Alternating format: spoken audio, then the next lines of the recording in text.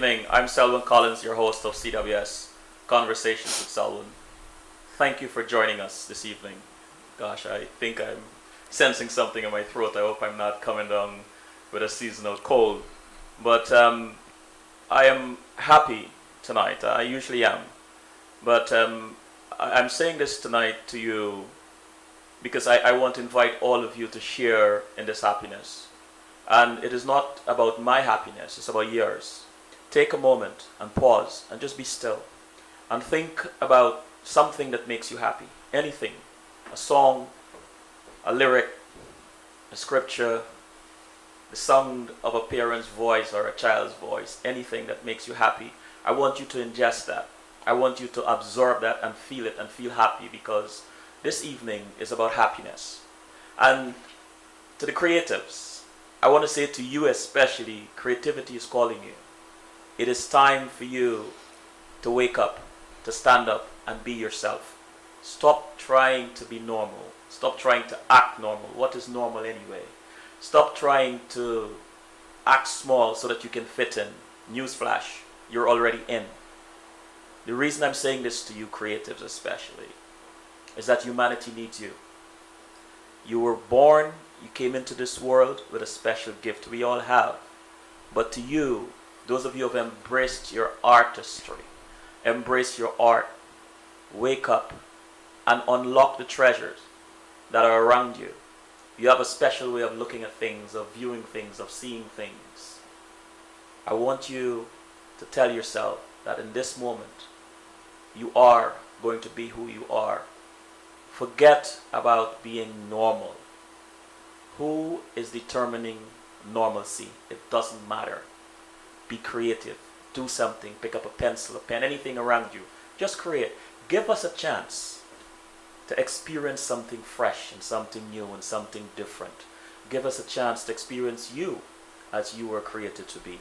Give us a chance to be dazzled by your light. You are a light. Why dim it? Why not shine? Remember this, no matter where you are a light.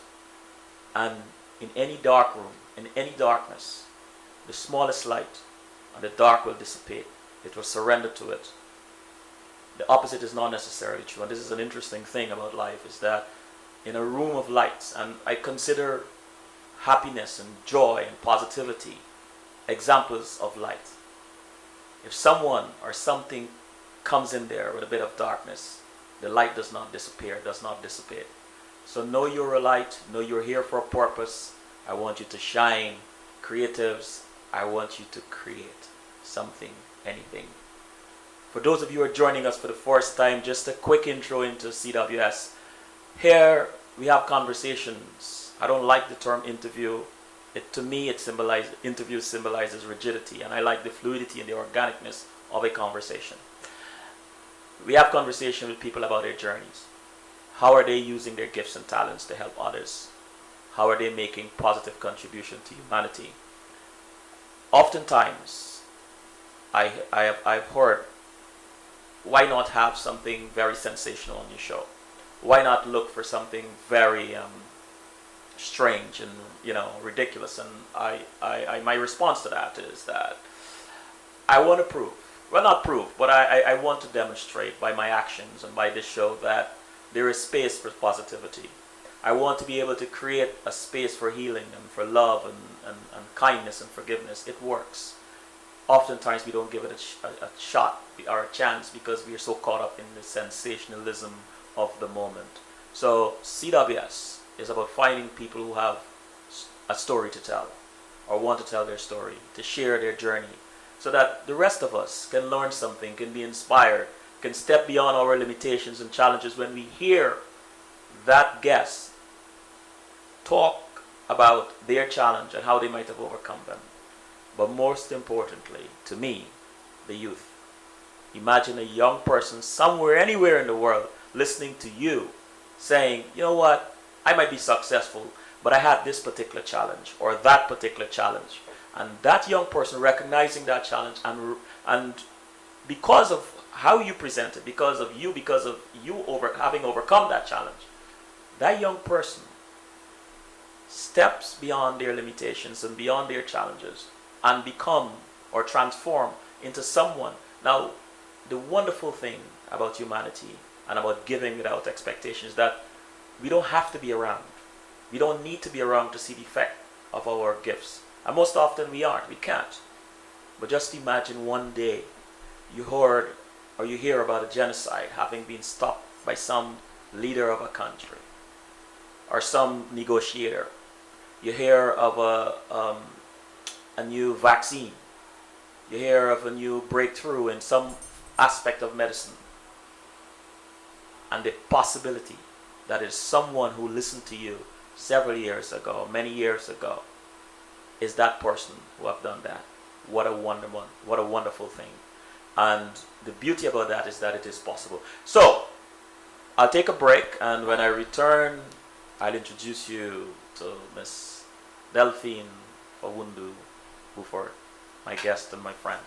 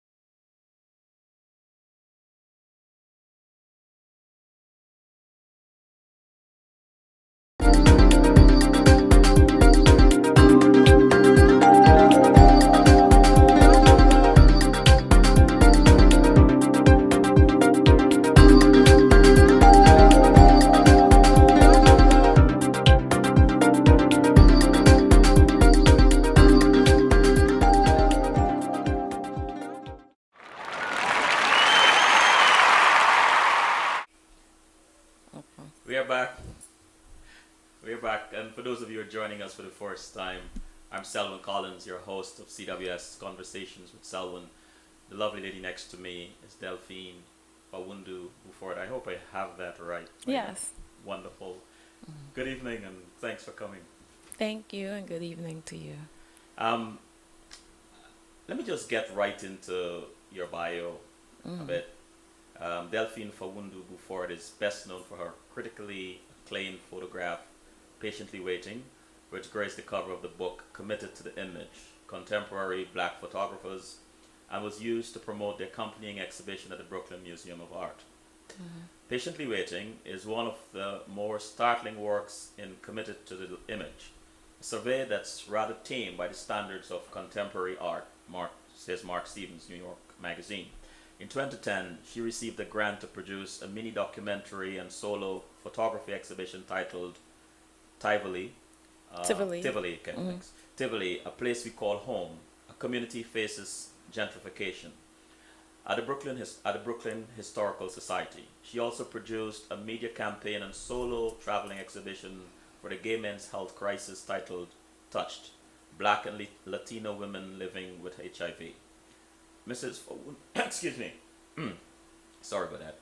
Mrs. Fawundu Buford's documentary-styled photography has been featured in the following books: Unbelievable, The Life, Death, and Afterlife of the Notorious B.I.G. by Chio Odari Coker, Vive Books, 2004, Black, A Celebration of Culture by Deborah Wills, Hylas Publishing, 2004, Enduring Visions, Women's Artistic Heritage Around the World by Abby Remmer, and Reflections in Black, A History of Black Photographers, 1840 to Present by Deborah Willis. Mrs. Fawundu Buford's work has been exhibited in notable exhibitions such as Only Skin Deep, sponsored by the International Center of Photography, No Sleep Till Brooklyn, sponsored by the Powerhouse Gallery and engulfed by Katrina, Photographs Before and After the Storm, curated by photography scholar Deborah Willis.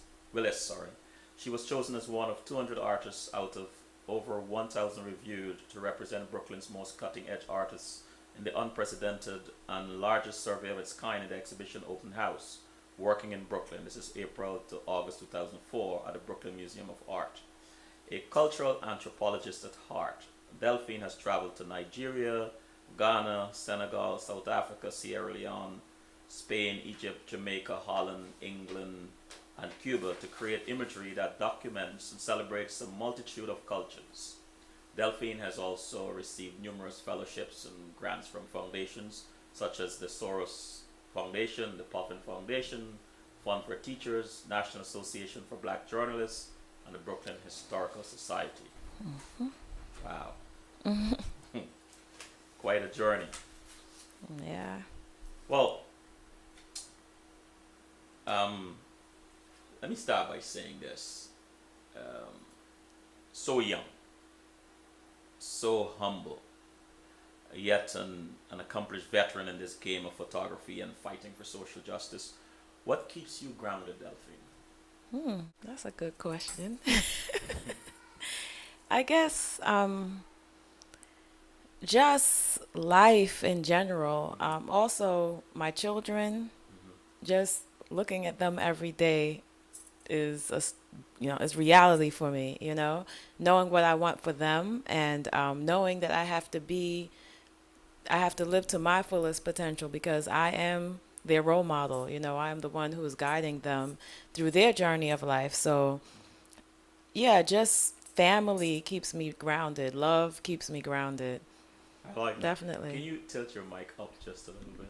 Like this? Yeah. Okay. Thank you. Yes. Many, including I, say that you are honest, but also that your work seeks to capture truth.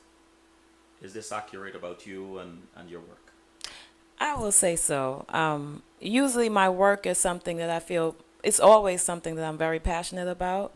And I am very, very committed to just telling stories of people and being as honest as possible, whatever that means. I Right. mean, but just trying to be as honest as possible in telling those stories and representing people in a positive light. Born in Sierra Leone. No, I was born in Brooklyn. You're born in Brooklyn. Yes, So first where does the generation. connection? Yeah, my mom was born in Equatorial Guinea and raised in Freetown, Sierra Leone, and my father was born and raised in Freetown, Sierra Leone. Wow. Have you ever Yeah. lived there? Did I ever live there? No. No. Wow.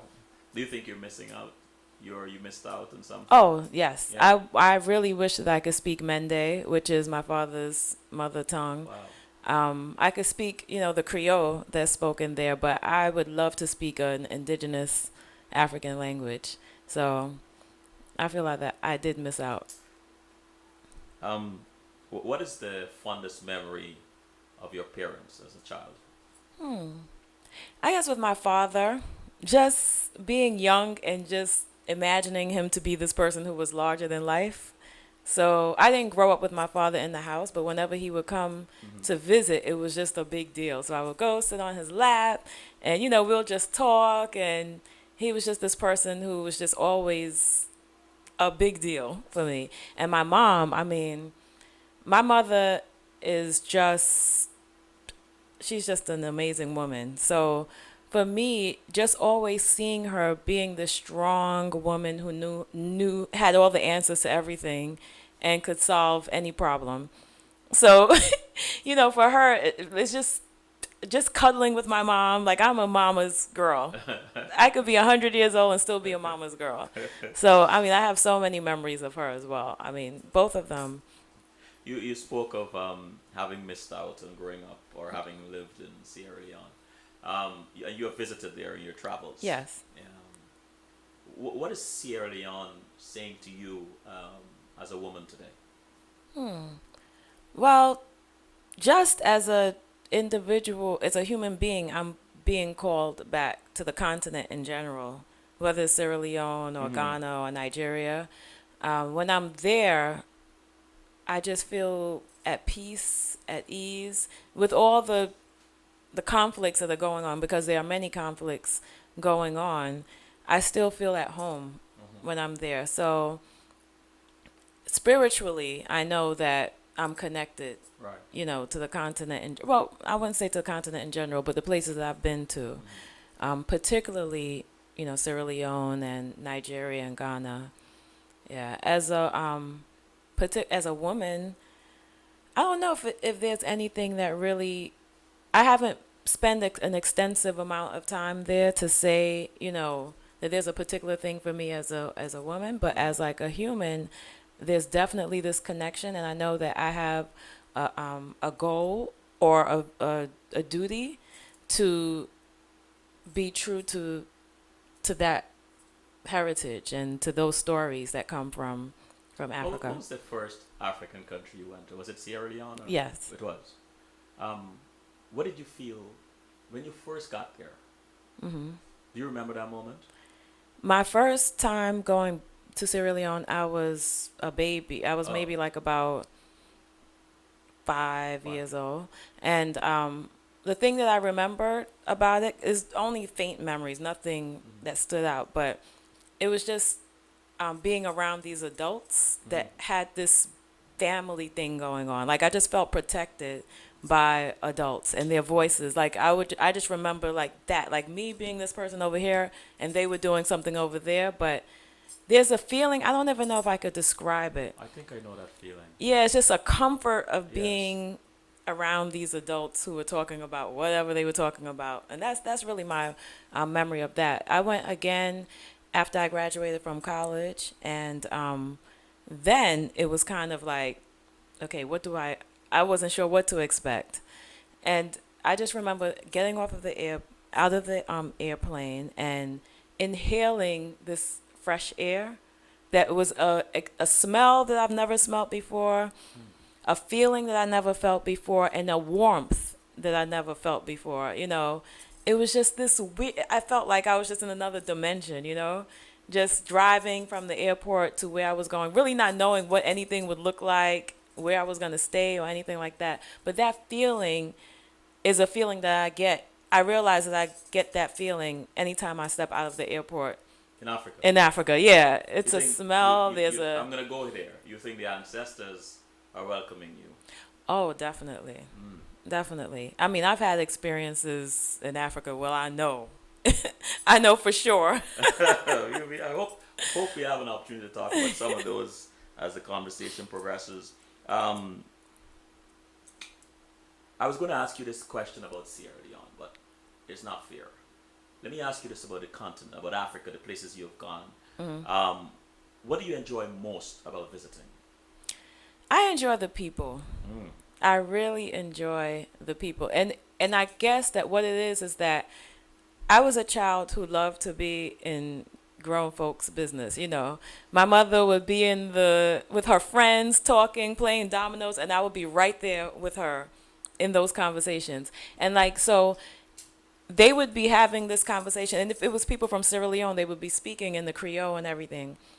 Now, me as a African growing up in America, none of my peers spoke in that language because I was really surrounded by people who were from here or the Caribbean. Like I didn't really have any friends who were African. Mm. So now when I go back, it's a new experience because I'm surrounded by people who are my peers, who I could actually communicate with or at least be reminded of that. And it just excites me. They have no idea the excitement that I'm feeling. They even laugh at my accent. But for me, I just like to listen. I could just sit there and listen to people talk all day long. And it's the tonation, it's the feeling, the extra sense of drama that comes with every word that's being spoken.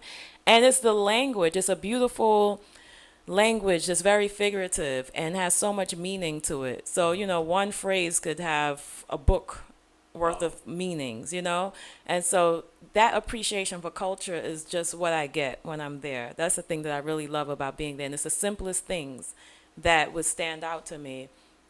And yeah, that's the most wonderful and enjoyable part. That and the food. You are a photographer, Yes. a very good one, very accomplished one. Thank you. You're welcome. Do you remember the first time you held a camera and what it was like? Yeah, I remember being around 14 years old, and that's when I got my first camera, Mm-hmm. which was a red, what kind of, a Yashica. It was a red point and shoot Yashica that my dad bought for me.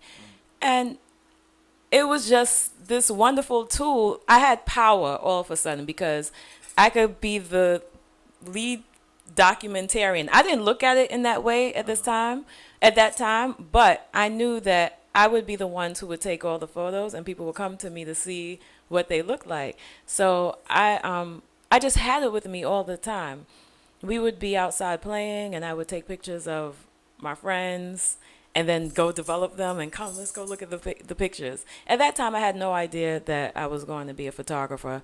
I didn't even really desire to be a photographer at that point, but it was just this idea of having this tool that was kind of cool. You know, it was a red camera. You didn't really see red cameras. And the fact that I could just make these images was just fascinating to me, and keep these memories and be in charge of those images, because usually you'll look through a photo album of old photos that other people took, you know, but these were my photos that I was collecting, you know, and it was a good experience for me. I still have some of those pictures. You mentioned your dad bought this for you, and when he visited, you used to love to sit on his lap and chat, and you know, he was this larger than life figure. Were you encouraged to create as a child, and what were you fond of creating or, you know, making? As a child, I was really into computers. And so my dad, he bought me a Commodore 64. That's a long time. That was a long time ago, that you hooked up to the television. You know, because I wanted to be a computer scientist and I needed to know everything about computers, and I begged him to buy me this thing. And so and I knew BASIC. So I would sit at that thing all day long and write some programs to add equations, and that's what I was fascinated with. And they would just leave me to just do whatever I wanted to do. So I had that space, wherever my mind. I was a child who was always in her head. And the things that would fascinate me was my computer, feeling that one day I would be able to move a satellite or something like that. With my computer programming, if I got better, I'll start with BASIC, but I'll learn everything else. And or I would get lost in, which makes sense in my head now, I would get lost in almanacs and encyclopedias. I would just sit there and read the encyclopedia, or look at maps and point to all the places that I wanted to visit, you know, not really knowing what they were about. But I love things like that. So I could sit there, and I was a loner, so I'm the youngest. And if my brother and sister was busy, no one would play with me, I'll just go get an encyclopedia and read it and find out all of these facts and look at maps, and, you know, or play with my computer or something, you know. So when did they do you still play a lot with computers now, or? Not technically. I mean, I could do little things like, you know, add adjustments to a website or something, but nothing major. When did you cross that bridge? When did you actually leave the computer world, or your fascination with it, and enter the whole photography arena? When I went to college, and I started looking at the requirements to take these computer science classes, I said, I'm not interested in this anymore. I was like, wait, maybe I don't want to do computer science with all these math and, oh, Lord knows, classes. But then what I realized is that I always had a fascination with photos and words, because one of the things I would also get lost in were magazines. And I was a kid that knew who wrote every article in the magazine and who the photographers were.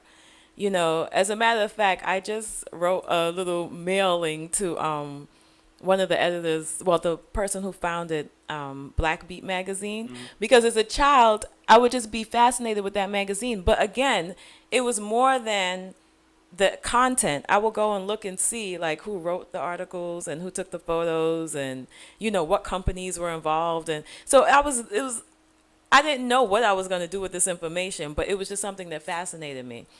So by the time I got to college, I realized that I wanted to make images. I wanted to make videos, and I couldn't figure out what exactly I was going to do with it. I got a video camera. I think it might have been my father or my mom who bought me a video camera, and that was like, I now was taping everything on campus. You know, I took a class too where we would document the events on campus, but I got fascinated with video, and then I wanted to learn film. So that's what I started studying, communications and all of that. So then I knew that I wanted to be in that world. I wanted to be in the world of telling stories, whether it was through video or film, whether it was going to be making a movie. I knew it was going to be something like that. It wasn't until after I graduated from college and I was one of those people that, and maybe I still am, like I would start having a nervous breakdown if I don't feel like I'm where I need to be. So in college, I knew I wanted to be in this world of creating imagery, and whether it was even telling stories, because I was even interested in radio broadcasting. And I found out that you could do internships, and when I found that out, I was like, wait a second, I could be in college and work at a company for credits. I'm going to do that. So, I went to find out how does one do that? How do you actually get the credits? And they said you had to be a junior. But what I did is I got enough credits at the end of my sophomore year to make me officially a junior so that I could do an internship that summer, because I felt it wasn't fair that I would only have one summer to do an internship. I needed to have two solid internships, before I graduated.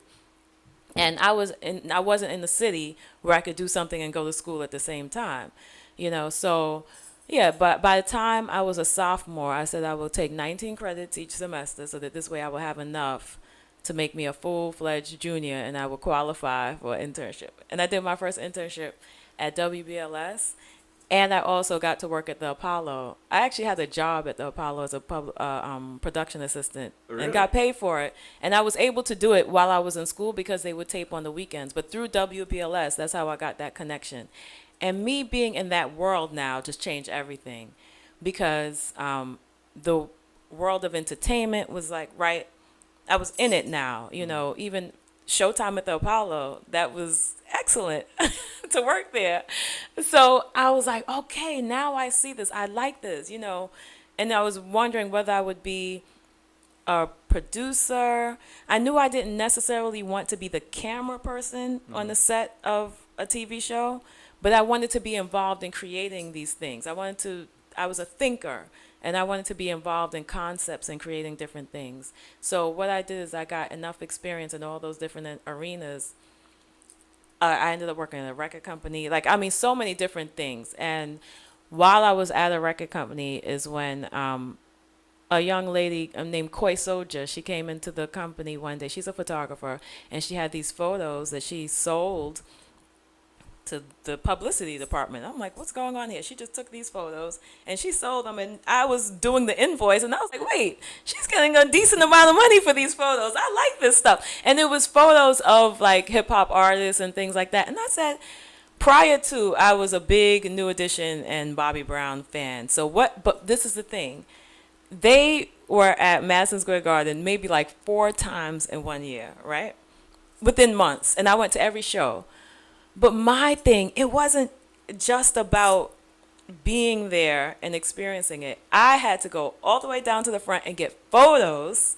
My thing was capturing those photos. At this time, I still didn't know that this is what I wanted to do, but I just had this fascination with walking away, going to develop my photos and say, look at what I have. I took these. And they're like, oh my gosh, you took those photos? And I'm like, yeah, look at how close they are.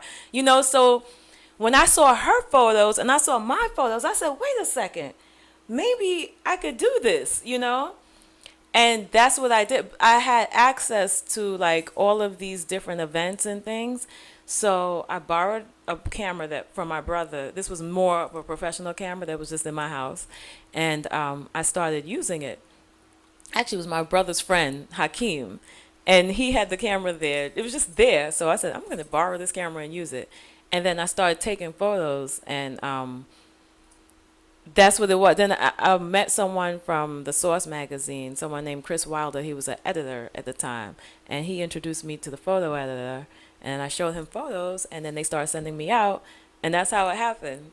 And then I realized, oh, I really do like doing this. And then from there, I did all the research. I really researched and realized that photography was not just about taking these types of photos, which was parties and everything, but it was also a documentary tool. Mm-hmm.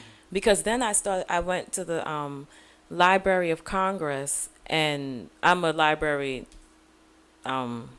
junkie. I could stay in the library or a bookstore for hours upon hours upon hours.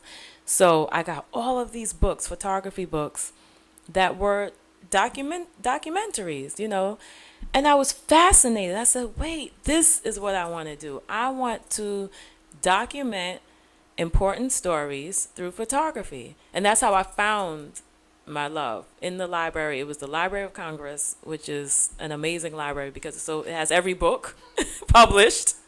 I was in that library for hours in I'm DC. curious. When you got there at that moment, I don't know if you thought of it then, but I'm going to ask you now. Do you think that, and I'm listening to the journey and how you sort of meandered your way through all these different circumstances and situations to get to where you were. Do you think that fate in some way was leading you or directing you to where you got to? Have you ever become present to that? That it was no accident? That's Absolutely. It's in retrospect, I see the connections. At the time, I didn't know the connections, but what I knew was that I could do it. I had faith without even thinking about it. Like it was just something that was going to happen. Oh, this is what I want to do. I'm going to find out how to do it. And the interesting thing is during my Library of Congress, just to show those connections, during the Library of Congress research, I came across a photographer named Anthony Barboza. And I found out, I saw a series of photos that he did of jazz artists, and I thought that they were splendid. Because at this time, I was shooting hip hop artists. And I loved the way that jazz was documented in the 70s. So I wanted to do the same type of thing with hip hop in the 90s. And I contacted, this is me, looked through the phone book and found Anthony Barboza's number, called him up and said, I'm a young photographer and I'm learning and I would love to just come and talk to you about what you do. He invited me to his studio. He looked at my images and he saw that image patiently waiting and was like, oh my gosh, this is a wonderful photograph. I photographed this lady and I could never get her to do this thing. Oh, he went crazy. And it just made me, if there was any doubt in what I was doing, this professional photographer who has been shooting, who had this beautiful studio on Canal Street, if he could look at my photos and say, wow, I was like, oh, wow, I'm on the right track. Now, the interesting thing is this was 90-something, right? 2000 or 1999 is when I get a call from him. Oh, guess what? They want to use your photo. Patiently waiting in the Brooklyn Museum. So he kept that in his mind. He was one of the curators. And do you see how things work? Wow. So here I am, budding new, just found this man and was like, I'm going to go meet him, not knowing that this would be my connection. And those type of stories, when you look at it in retrospect, then you say, wow, What made you take that photo? Okay, I was working with a friend of mine, Joycelyn, who started, and Kierna, who started Honey magazine. And but prior to doing Honey, they came up with a magazine called Theme. So we just came up with this idea. She actually saw an image that she wanted to kind of replicate. And it wasn't exactly the same image, but we were looking at ideas of a bathroom and a beautiful, dark black woman and how we could make it. So I went and did my research. She did her research, and we just shot the photo to use it as a template for the magazine. And it was like, the thing I love about those times is that everyone was just doing what they do. Everyone was just creating things and doing what they do and working together. And everyone helped each other out. And, by the time you knew it, Theme turned into Honey magazine, and they had a magazine that was national and doing whatever it did, which was great. So it's just like these people working together, bringing creativity together and making magic. I like that.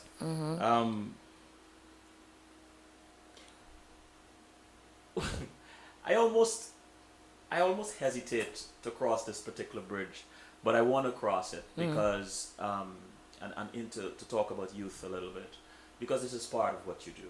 You work with young people, and you're passionate about social justice and so on. So my first question in that is, what is the fascination with youth? I think even from since I was a young person, because I used to babysit a lot and just always thought that I was grown, realizing now that I wasn't that much older than the kids that I thought I was babysitting. But I've always, always knew that I wanted to even have kids. And I just feel like children are so, two things about children: they're innocent, and then also they're fearless. I feel like we as adults, we teach kids to not be fearless and to kind of like we put limitations on them. And so I always feel like, I guess because I'm a foundation person, I always feel like if there's a problem, you always have to get to the foundation. So if we want a great society, we need to work with our youth, because these youth are going to be the ones who are running our society. So they need things. And to me, it always goes back to the youth. So I feel like whatever I can do, whether it's with my own kids or kids that I'm teaching or, mentoring, that this is the foundation. They are the foundation, because they simply are. And we need to do everything to make sure. I feel like whatever they're doing, we are responsible for it, whether we like it or not. We could sit there and say, these kids today are crazy. They're crazy because of us. So I feel like we all need to be doing our part to educate our young people, and not school them, but to educate them so that this way they are critical, they're thinking critically, and they know that they have no limitations, that they know that they can live to their fullest, potential. What is your favorite photographical story? You've done quite a few. Yeah, the favorite, that's a hard one. I don't know if I have photos and experiences that brought different feelings to me. Like, I feel like I'm so attached to all of these different projects that I could tell you, like, things that made me the most emotional one that I did was going to Cuba and photographing Asada Shakur. Yeah, that was a very... Tell us a little bit about that. Yeah, because I've got her book in college. While I was in college, my aunt, I was vending with her. Like, I used to help her vend. She would sell all of these things from Africa at street fairs. And one day, I went with her and she said, I think I was talking to her about Malcolm X. And she said, you need to read this book. And she let me borrow the book. And it was Asada Shakur's autobiography. And I read it in one day. Like, I was with her that morning. I read the whole thing and I was just amazed. I was like, wow, I never knew this story. I didn't know who she was or anything. And that's how I learned about her.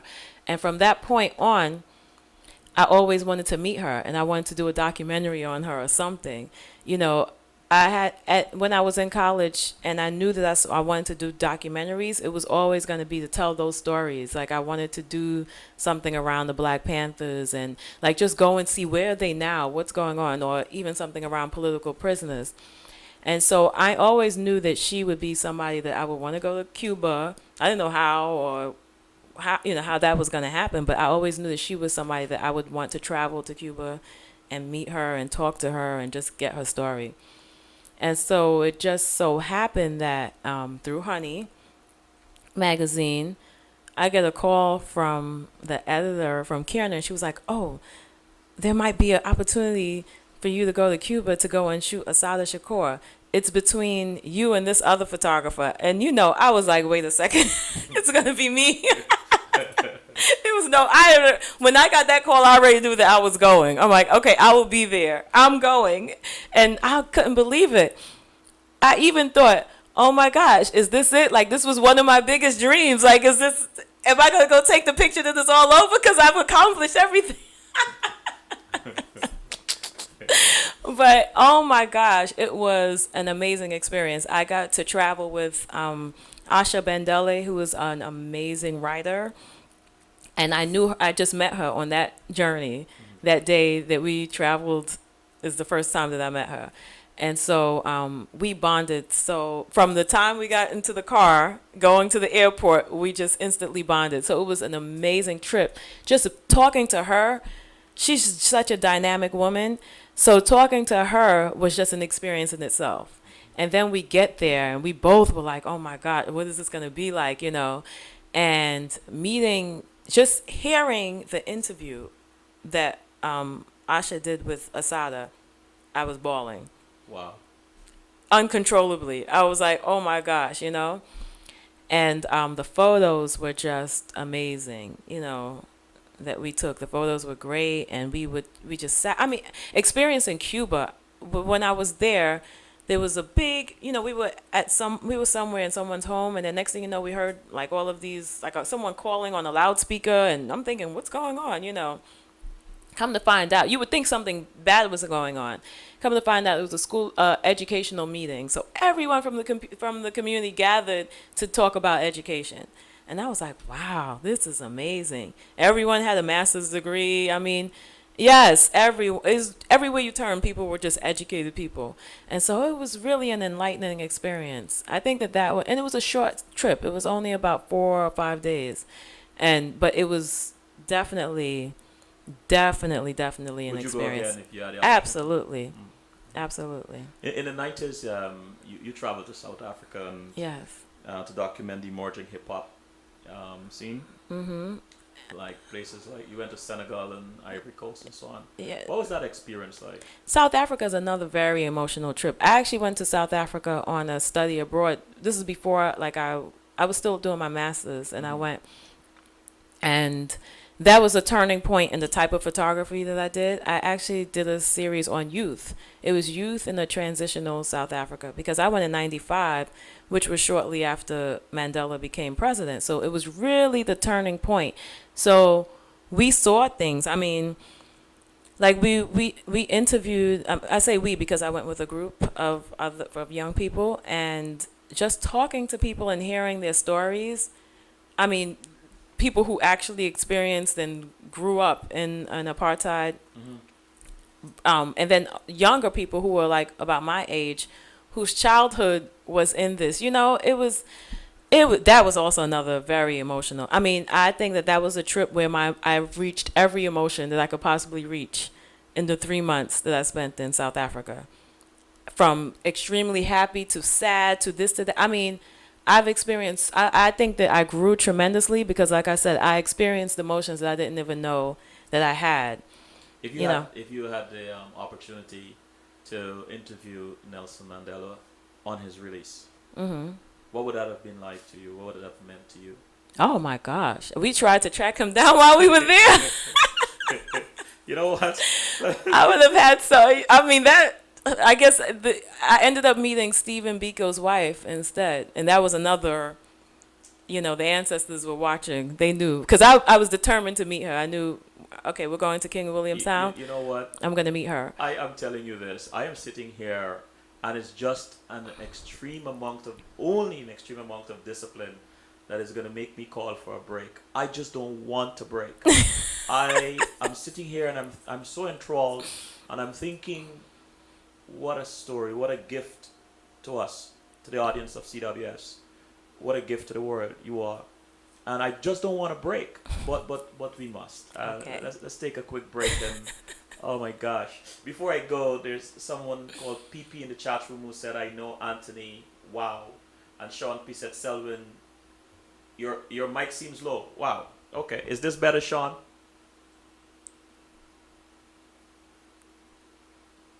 Okay, yes, oh, wonderful. All right. Let's take a quick break. Okay. And quick. You're the God that I serve. God that I serve. I'll put no one else before you. Never will I doubt you, no. You're the God that I serve. God that I serve. See, even though the roads get rocky and the way seems sticky sometimes, yeah.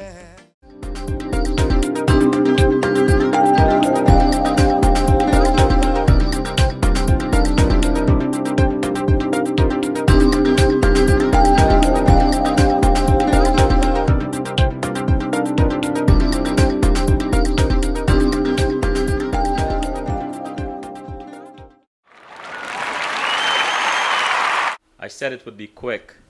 And those of you joining us for the first time, the lovely lady next to me is Delphine Fawundu Buford. Delphine, you want to expand a little bit about the whole Mandela? Okay. I guess at the time, like that I was there, we would have had a lot of questions about, because you asked what would I ask him. Right. I probably would have had many questions about his transformation in prison. Because, of course, he was on fire, prior to why he got locked up in the first place. But I would have wanted to know what the mental impact was on him spending all of that time in prison. Later on, I would want to know, through negotiations and everything, to have a free South Africa, which they were pushing a free South Africa. I know it's many conflicts when I was there, and I would want to know, what does he feel like he had to compromise, I also have many questions around Winnie Mandela. I'm very concerned about that whole situation. It seemed like it didn't sit right with me. I have a lot of unanswered questions about Winnie Mandela, who I feel was a fighter throughout the time that he was in prison and everything, And, yeah. Okay. Why is it significant to document hip hop in Africa? Right. Yeah, I mean, right now it's a very big movement that's going on. People have so much to say, whether it is, political or social, or maybe just to get people's mind off of some of the crazy things that they have to go through. I feel that it's a very creative time. It reminds me of the 90s when hip hop was so different and growing here. So I think it's a social movement that has many stories to tell that might give people insight to the realities of African life. Well, West African life, because I haven't been all over Africa. West Africa. Yeah, and because South Africa has a very important story to tell. And usually the music, a lot of the times, not all of the music, but music tells, it's almost like a documentary in itself. So do you have a favorite hip hop quote that you like? A favorite hip hop quote? Yes. Rakim. What is it? He goes, I like to think, and then I sink into the paper like I was ink. When I'm writing, I get lost in between the lines. Then I escape, and I do a rhyme. I think I messed up the last part, but you get my drift. I think he is a genius. A friend of mine did this thing, like where they rate, hip hop artists, their lyrics, and he's definitely college material. His lyrics are so intense and so intelligent, and his use of language, it's amazing. I feel like it needs to be taught in school. Who? Go ahead. Sorry. Yeah. No, that's it. Who are you listening to these days? I listen to a lot of the people that I'm documenting in Africa. So there's so many different artists. I mean, I listen to a lot of Fela Kuti. He's my inspiration. He's my inspiration for, even though the music doesn't sound like his, but he has such an important story to tell. And I learned so much through his music. Every time I'm listening to it, I actually learn history through his music. So it gives me a context to look at these, when I'm going back and forth, it gives me a context or a lens to look through as I'm documenting Africa today. So he's definitely in my iPad on my iPhone, and gets plenty of play. I mean, the rotation is ridiculous. Yeah. You are an advocate and activist for a myriad of causes that touch on social justice. How did you get started? Doing social justice work, it actually started with me working with young people, working with a community of girls. I think that this was I taught young people, let me backtrack a little bit. I did teach young people to use photography as a means of expression. But for me, the most inspiring was working with girls in a group home, where I gave them cameras and they took self-portraits. And through these self-portraits, they then did writing, and it was all a reflection of what they have been through. It was therapy. When I tell you it was therapy, it was really therapy. And that's when I knew, like, I had the vision that I wanted to do this. I wanted to use art to heal. And then I was able to do it. And then I realized that wow, this really works, After one of our sessions, we had an exhibit, and there was not one dry eye in the place, because these young women who wouldn't talk about certain things, who just held things in, who were angry, who had been abused. I mean, if you want to know the social ills that exist in our society, just go and talk to some of the youth. And that's really sad. But through this work, I know, I did it for like about 2 or 3 years. And I mean, I had such a wonderful experience with these young girls. But I saw that this work heals. And that's something I plan to continue to do. And I have done in different settings as well. So that's where it began, and that was back in like maybe 2002, I think. Yeah, around 2002, yes. So a while back. In the chat room, PP said, what are your thoughts? What are your thoughts about educating the young people of Africa, especially the opportunity to come out of the continent, to get an education, to go back and help develop that continent? Yeah, I mean, I feel like they could be educated. I feel like what needs to happen is that those educational systems need to be changed on the continent, so they could stay on the continent and be productive there and make change there, Coming here and doing it and going back, yes, a lot of people are doing that now. What I found is that through my visits, I'm always meeting people who decided to move back. And they're doing great things there. So I'm so for that movement. But now, I think that now there needs to be, because it shouldn't be that people should have to leave and come back. It should be there. I like that. And, and that some people are making, I hear it happening. Educational systems need to change. Educational systems need to change right in this very country. I just read that in Texas, they want to take slavery out of, like, say, instead of saying the transatlantic slave trade, they want to just make it a transatlantic slave. Something that's on the table now. The transatlantic trade.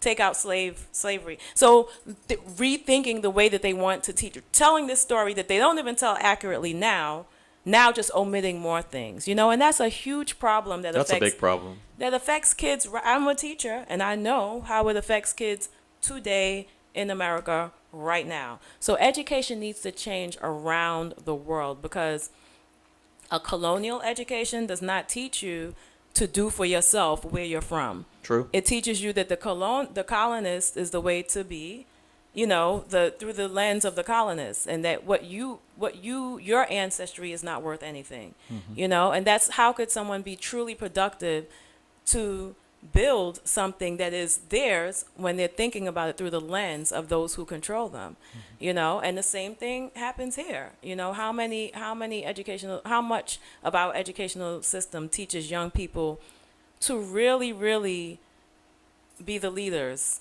You understand? It doesn't happen everywhere, What is one cultural faux pas or social injustice many of us miss?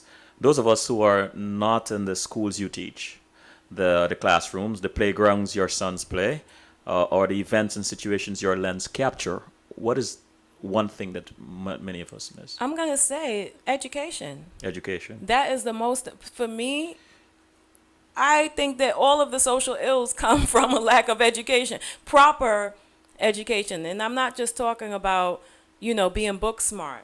I'm talking about the psychology of education. There's a particular way that certain kids are taught depending on where they live. And you're not taught the same way, in a more privileged institution. You understand? So there is a book, Pedagogy of the Oppressed. You know what I'm saying? Like, there is a methodology that goes into teaching quote unquote poor kids. I don't agree with that terminology, poor anything. You understand? But there's a mindset. This is how we teach poor kids. This is how we teach black boys. This is how we teach, and these things that are very stereotypical, and the same type of teaching that goes into that doesn't go elsewhere. And it's just not fair. And that's what's really destroying our young people today. And I'm very, very passionate about that. Very, very. And I feel like if you just listen to the news, you would think, oh, they're bad teachers. oh, the teachers, but no one is really investigating to see the things that go on within these departments of education, which is horrendous. What is one change you wish to see in your lifetime? I want to see a revamp of education. What we call education is such a loose term. It can mean anything, but to me, it means empowering people to live to their fullest potential, teaching them the truth. Like, it's outrageous. Like, I want to see a world where we're not driven by consumerism and, just trying to be whatever it is that we see on television. A lie. I'm being controlled by these images and these thoughts and these ideals that remove us from who we are. So I am thinking of a panel bringing you back at some point so we can talk a little bit more on this, because I think it's very important that we have this conversation. Very, very important. I want to shift to your photography. Tell us a little bit about what it feels like on your side of the lens. Oh, it's just when I travel and I have like 2 or 3 weeks straight to shoot every single day for the whole day, I am in heaven. I just feel amazing. I mean, how do I describe this? It's just, imagine that you're just doing what you love, and then, okay, this is what actually happens sometimes. Sometimes I feel the journey, like I see it unfolding, and I'm in it at the same time. Or I could have had a dream about something, then you see the dream unfolding. Yeah. And it's like, wow. Sometimes I'm behind the camera and I'm like, this is surreal because I just thought about this and now it's happening. So when I have the opportunity to do that, it's so funny. When I was with one of my best friends, Adara, we were on in Nigeria shooting, and she said to me, listen, you have to eat something, okay? I don't know how you go and you don't eat. She said, I'm going to eat. I don't know what's wrong with you. But literally, I was in heaven. I'm like, who needs food? I'm shooting right now, So it's just a great experience when you're doing something, when you're creating when I'm creating with my camera. This is the tool of choice. And I really love what I am creating. I want to dive in a bit on that, but I want to ask you this first. You've been involved in many exhibitions. How do you come up with your themes and topics for your exhibits? They just come to me. I'm always in my head, so I could be on a train, and then all of a sudden I'll hear the idea, you should do this. And then I'll start researching it, and then I'll do it. Do you encounter sexism in your field? Oh, of course. I mean, more so that when I was interacting with other photographers and just in the industry. Like right now, it will be, we could say, well, how many women photographers and blah, blah, blah, blah, blah, right? But when you're actually interacting with people, and I've faced, situations where you're like, really? I don't buy into it. I'm going to do what I have to do, regardless of what people think, and make it happen. That's my theme. Just make it happen. In the chat room, PP asked, who are deciding on the curricula in the poorer black schools? Excuse me. I mean, well, right now there's this thing called the Common Core curriculum that everyone has to follow. So we'll see how that works. But what happens is that there are always these things that people have to follow. So almost like every 2 years, from the higher ups, you hear that you have to meet these particular standards and expectations that teachers are held to, like, if you remember, there was like the No Child Left Behind, but there was a whole thing behind that. But all it did was leave children behind. You understand? So there's always these things that we get from the powers that the either our I guess the mayor approves it and it comes from the DOE. This is what we're doing now. This is going to work. So you need to be doing this in your classroom and you need to be doing that. But what happens is that, in my view, these things come, but they don't match what we're dealing with. You understand? At the end of the day, I don't think it's rocket science. Just tell the truth. Teach kids the truth and make them feel empowered by their education. I actually had a student tell me last year that he felt that his people were the losers in society. And that, yeah, he said that. Well, this is just how it is. But all that comes from the perspective in which he's being taught. So that could be from a teacher, it could be from a textbook, it could be anything. You understand? So if you're just teaching what's in this textbook and you don't have the mindset to come in, or maybe this is how you were taught. You understand? So it could be anything that, I don't know. I could go on and on and on about this. Your sons, right? Brilliant and quite creative, I understand. Can you tell us a bit about them and how they inspire you? Oh, those boys are my world. I mean, and one thing that I do with them is teach them at home too. I mean, they go to school and everything, but they get taught at home.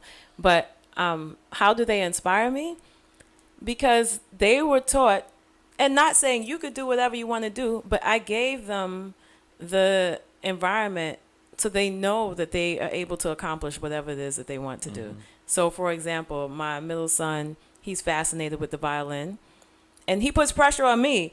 Mommy, I need private lessons. I need a good violin because I need to play. And I don't even have to tell him anything. He goes and researches and finds things, and, he finds songs. He's teaching himself with YouTube. I mean, this kid. So I sit there and I'm like, this boy is so inspiring. He wants to do this and he gets up and he does it. He wants to cook. He finds a cookbook. He goes to the kitchen. Mommy, I can make it. And he makes it. My other one, the oldest one, he's another one. I mean, like this young man, 16 years old, wrote a 400-page novel. I have never typed 400 pages in my life. Maybe all together, but not in one sitting to say, I have this idea to write a novel. And that amount of dedication and commitment to something that's been living in your head that you could put out on paper and now say, this is mine. Can you read this and give me feedback? I think that's amazing. And he's been writing like this since he was 10, and the youngest one, funny story. So he has movies in his head that he plays out. And sometimes, I'm just looking at him like, Kofi, who are you talking to? The other day he says to me, Mommy, I'm an individual. Okay. I said, okay, Kofi, that's what I'm raising you to be, an individual. So, I mean, just looking at them, kids, like I said, they are they're fearless. Like they know, to them, there's no other option. This is what I'm going to do, and this is how I want to do it, and I'm going to do it. And, and to see them living that out at such young ages is so inspiring for me, and tells me I need to stay on my game.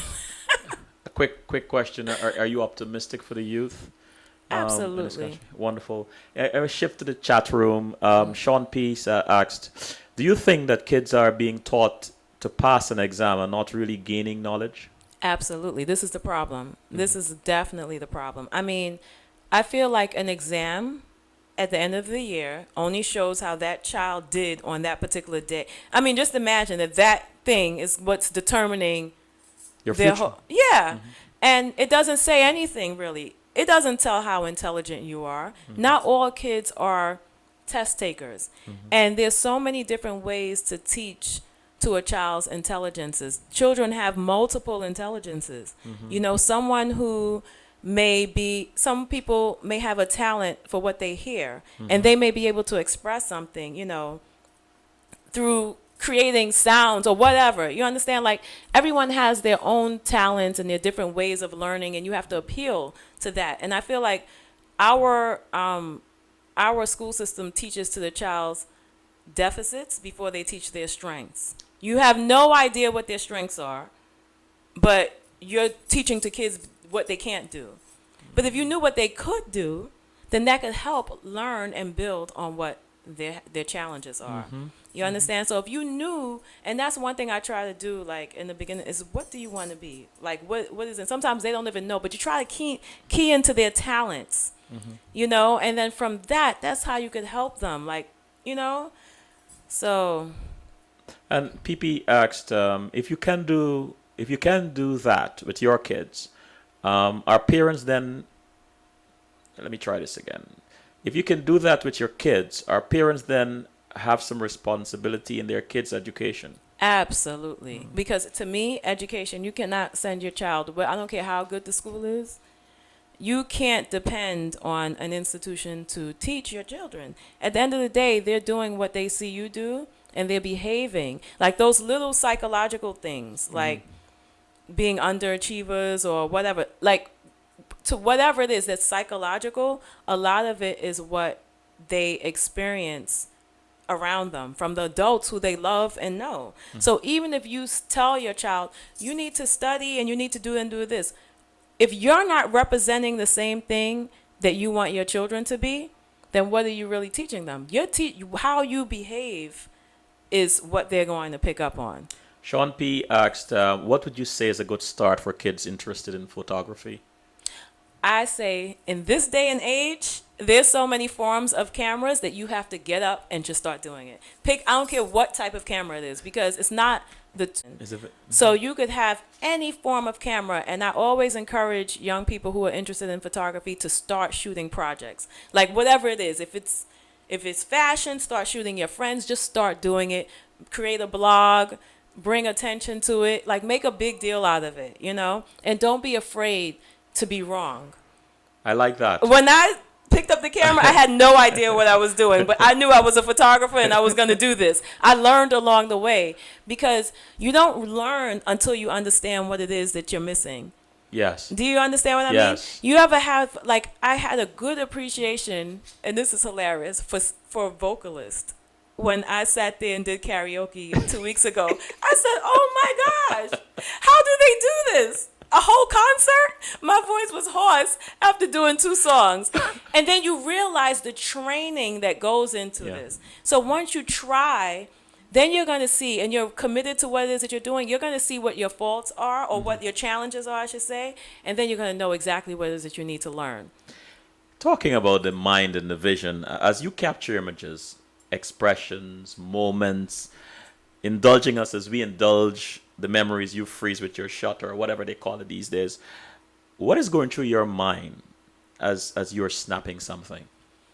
I'm usually photographing people, and I think that I get a connection with the person that I'm photographing. So I'm studying every move that they're doing. I'm very observant. I don't know if they ever noticed that, like that I'm staring at. So I don't know how it comes out on the other end, but I'm extremely observant. So even before I pick up the camera, I already see there's certain gestures, and that's why sometimes I know it's not the right shot. I already know when I have the right shot, because there's certain gestures and movements, and it's a certain aura that they give off that you just capture. So I'm not the one who just goes, no, it's kind of like when they do that thing that it is that they do, and I've studied them already, even if it's just, I just met them 5 minutes. I already looked at their whole behavior, and I know how I want to capture them in that frame. And I feel like you get a connection with the people, because sometimes even if you don't know them and you'll never see them again, that moment that you shared, you've conversed and you've learned a little bit about each other, and now you have this gift to share with the world, What pulls you in? To the person? I'm still trying to figure that out, because I'm not one who's into all of this glamorous photography. I like people, and there's something about their energy that makes me gravitate towards them. Like when I was in Mali over the summer, there was this man with this big rainbow umbrella, and he had this brilliant smile, and I walked past him, and then I was uneasy. I said to the lady who I was with, I have to go photograph that man. And I didn't speak Bambara or French. So I asked her if she could ask him for me, because I didn't want to just go and take his picture. I wanted him to be involved in this whole process and approve of me taking his photo, because he had to be maybe 90 years old. Beautiful man. And so she went and asked him, and then she explained what I was doing, and we just communicated through smiling. And then I took the photos of him, and then he said, benedictions to you. Like he said I was going to be blessed and everything. I mean, we had such a beautiful exchange, and it was mostly smiling, but I could still see his smile today. It was something about his spirit that drew me to him, and he was so willing to take these photos, And people were inspired by him when I took it with my iPhone. Like I didn't have any big cameras with me, but I just wanted to capture him, and he really enjoyed the process. Is spirituality always involved in your work? I believe so, because it's involved in everything. And do you always? I like what you said, that you were passing and you felt uneasy, but this is not an uneasiness that says don't stop. It's an uneasiness that you recognize as a calling, and you went back. Yes. How often are you that obedient to your spirit? Sometimes, like most of the time I am, but depending on the situation, sometimes I want to kick myself for not listening. Have you? Well, I was going to ask if you have ever missed a photo that you regret, but asking that, you were just about to explain that. Have you ever taken a photo that you regretted taking? No. Okay. I can't say that, no. If you were sworn in as the head of state of any country, let's say some country in Africa, what would be the first three things you would want to do? Well, if it was an African country on the West Coast, it would definitely have to do with redistribution of wealth. I would have to come up with some kind of plan around that. Educational system would be completely revamped. Yeah. There's so much. I don't think that I could do. I really don't think that one person can just do. You could start. Right. You could start.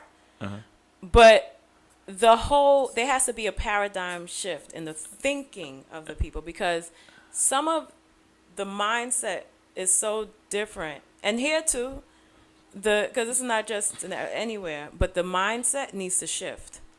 And once the mindset shifts, then it's easy to take things. Because it's so interesting, like Harriet Tubman said that she was freeing enslaved people, and some people didn't even realize that they were, you understand? Yes. That's real Yes. today. Yes, that's real.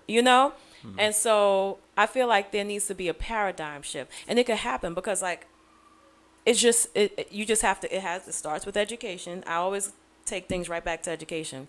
But sometimes I even think, wow, just imagine if everyone, because if we're uneasy with our world, imagine that everyone in this world has the power to just be silent for a day. All you have to do is keep your mouth, is stay home and be silent. We all have the power to do that. Yes, we do. Yeah. But do we really have the power to do it? You understand? We have the power to do it, but do we use the power that we have to do it? And that's why I say it's a mindset. And but it's not impossible. I feel like it happens in small pockets, and then it spreads out. I'm an optimist. I'll always be one. And that's good. We thank you for that. It's evident in the photos and the images that we see. I'm going to go rapid fire because I have some questions for you, and time is just like screaming at us. You work a lot with young people. What word or slang you do not like? The N-word. What is social injustice to you? It is depriving people of their God-given rights. I like that. Does it have a color or texture? It happens all across the board. What inspires you to continue working for social change? Love. My love for humanity. Oh, God, I love that. I love that. When are you most happy? I'm happy when the sun rises in the morning. I'm at the clouds. Sometimes I look at the clouds and I just smile. I love nature. I love this world that we live in. I don't know if this can be a rapid fire, but it's one of these questions I want to ask you. How does it feel to you as a woman, a mother, when you see a young man hurt by the system? It's like a stab to the chest. Do you see yourself in some of the people you capture, especially the women? Absolutely.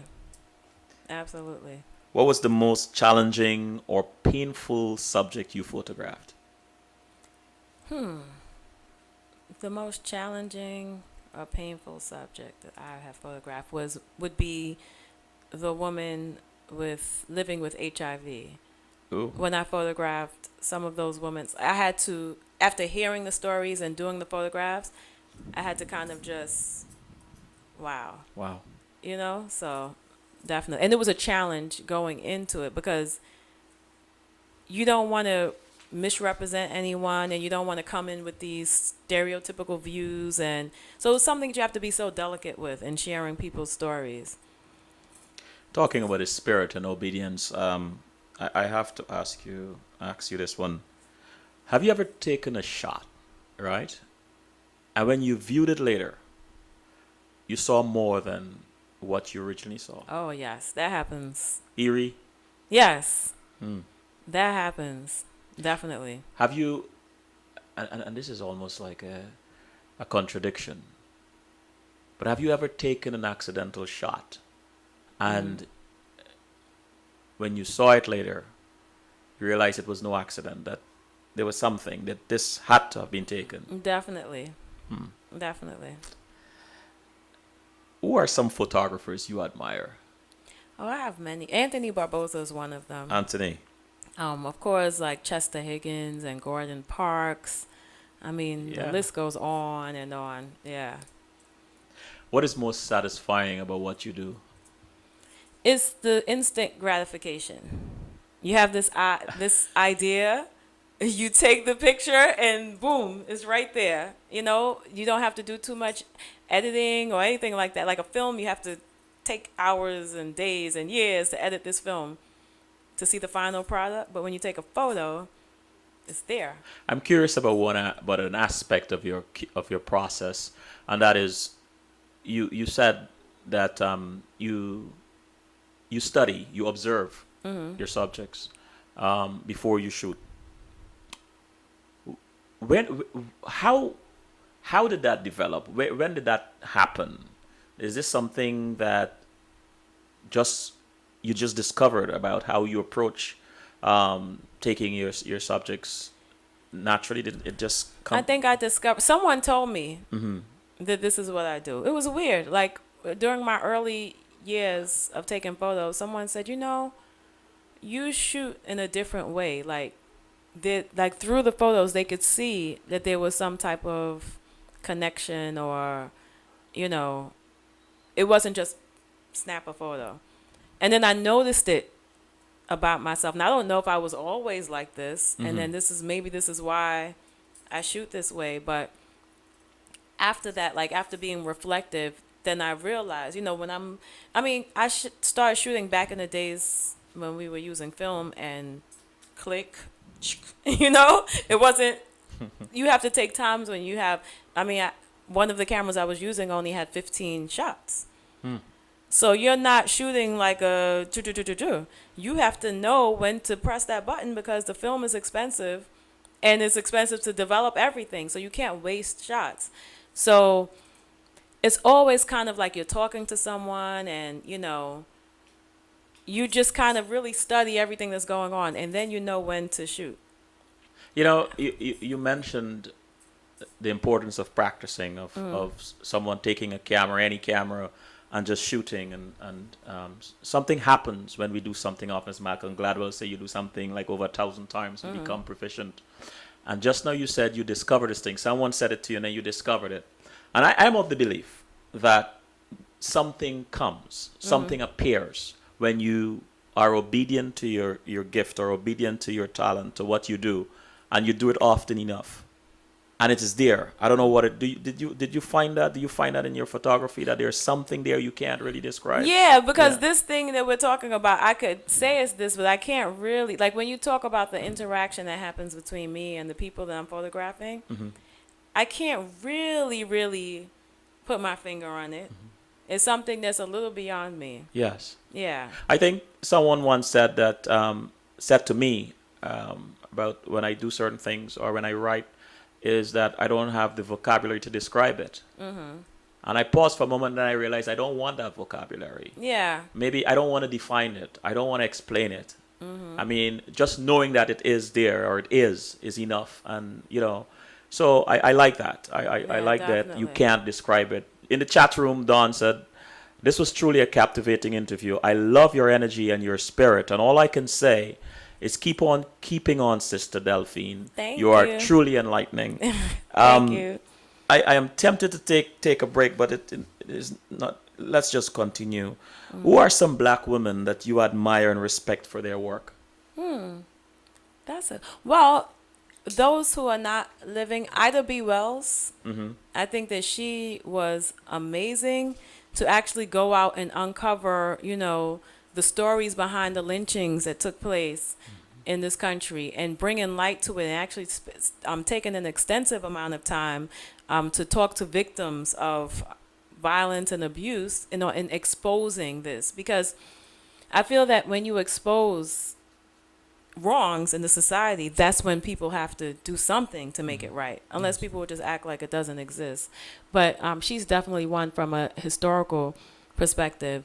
I mean, today there's so many different women doing their thing. Like, I'm going to talk about people that I know in my circles, like Yaba Blay, who just wrote a book about called One Drop, which talks about race in America. And it goes so, I just opened up like the first couple of pages of her book, and I was fascinated because I am the person who loves research. And she researched, she really researched. You know her?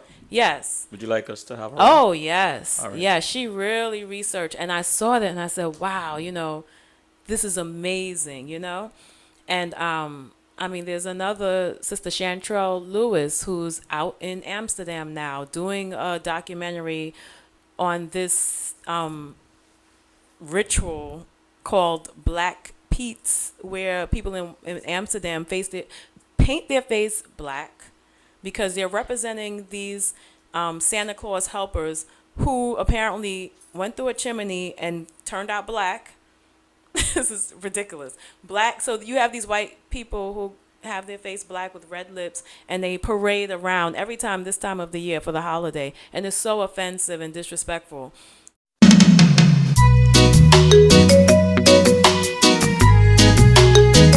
Na, na, na, na.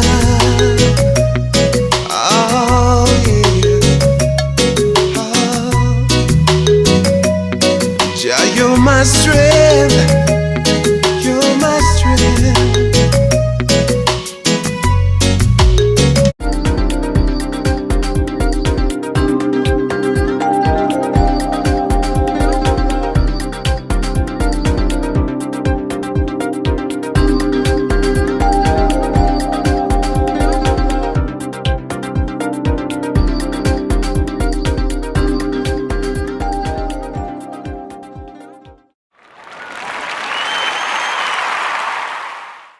On it in Amsterdam now. Here she went out there to do research, came across this, and is really doing justice to this documentary. So I feel like women like that really, really inspire me.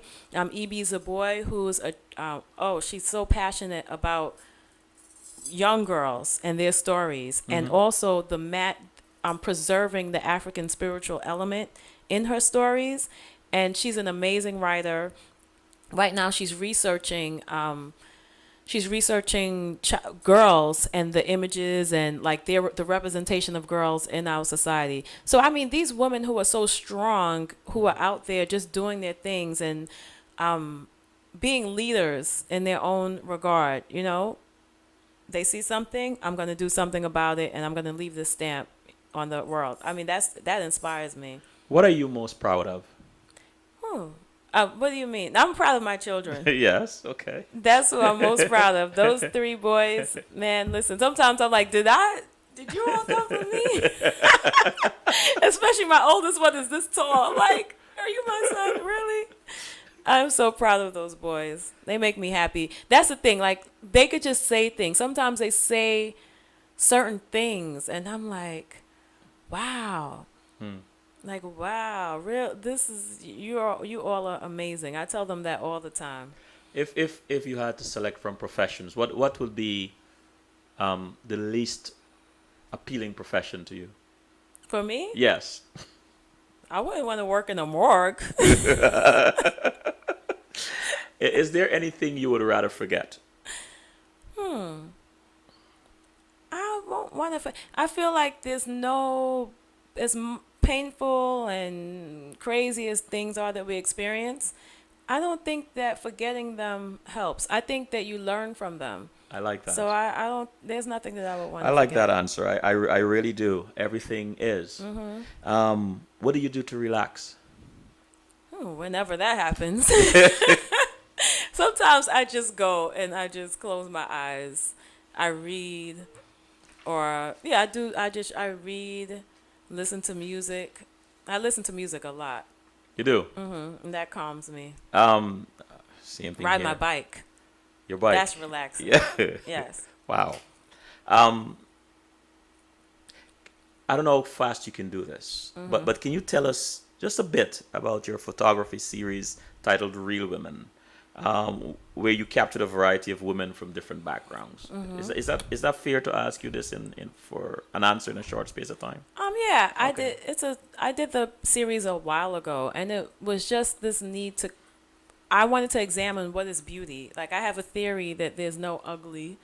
Ugly is perspective, just as beauty is perspective. But I feel like everyone is beauty. Is beautiful. So I wanted to capture the beauty in women of all different shapes, sizes, complexions, races, ethnicities, everything. I feel like it's valid. And that's what that project was about, was just showing the beauty in women from all walks of life.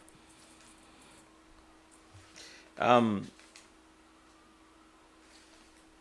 what's next for you? Well, a couple of things. I'm working on an ongoing series of African music. And it's more than just the music. This is my way of, I'm going to use it to introduce people to just the social aspects of what happens in West Africa, possibly South Africa too. And so there's still more to go into it, so I don't have so much to reveal about that, but that's one project. Also, I'm working on a project of young girls that I'm working along with the writer E.B. Zaboy. And I've been shooting young girls from the 90s. Some of the girls that I shot are like 20-something years old now. Wow. And so we're putting together an amazing book called I Am Here, I am here. and an exhibit that will open next year, October. And it's going to be a gift it's going to be a gift for women and for young girls and for men to read to and be inspired by these beautiful women. If you could go back in time, what would you tell your 15-year-old self? My 15-year-old self? Yes. I would say, just do it. Don't have any doubts. Just do it. There are times when I wish I would have continued, like when I was in South Africa. Sometimes, why didn't you just stay and just... Why didn't you just stay and just tour Africa right then and there? What did you come back? You understand, like, there's so many different things and choices. Right. So I would say just do it. I mean, I don't have any regrets, Good. But that would be my 15-year-old self. I would say just do it.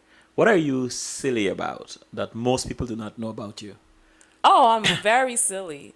I mean, I tell corny jokes and laugh at my own jokes. I think that's what I'm most silly about.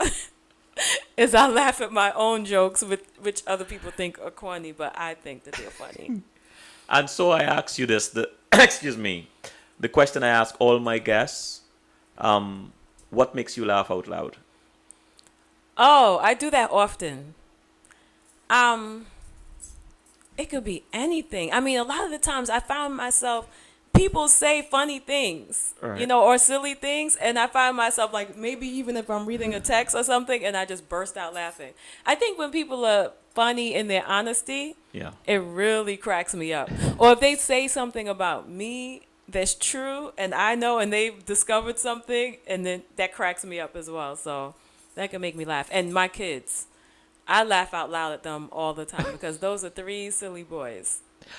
Take us out with something inspirational, something motivational, something, let me narrow it down, something inspiring that young minds who might be listening tonight can take away from this conversation.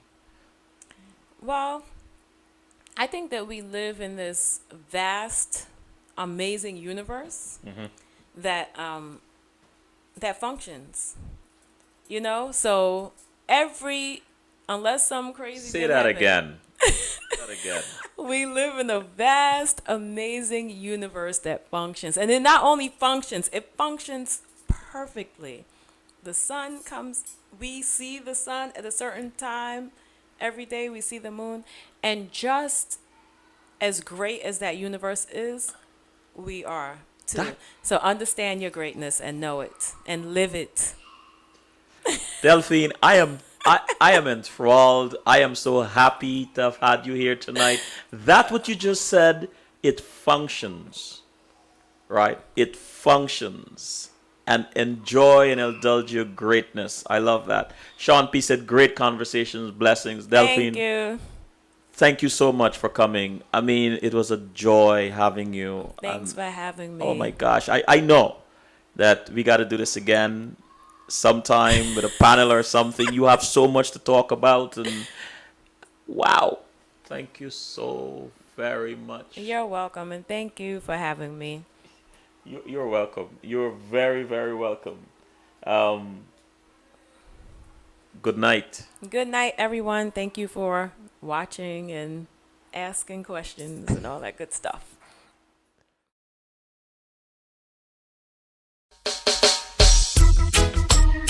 Another confrontation between my wife and myself. Oh, yeah. Now how the hell me going get out of this one? Another problem again. The wife asks if there's another woman, or is she just a friend? In the back of my mind, I knew I wasn't guilty of anything. But we all know woman intuition, so I probably won't win. I say, who are you talking about? She said, here's her number, there's no doubt. That's when I realized it was best to shut my mouth. And she said, I wanna know what's her name, and remember